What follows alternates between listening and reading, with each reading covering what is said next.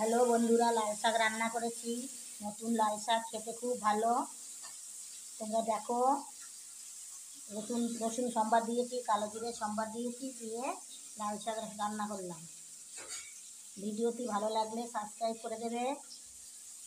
অসংখ্য ধন্যবাদ সবাইকে।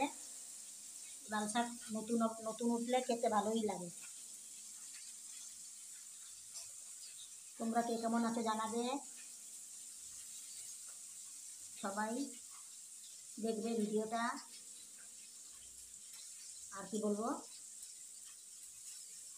তরকারিটা কেমন হয়েছে বলবে।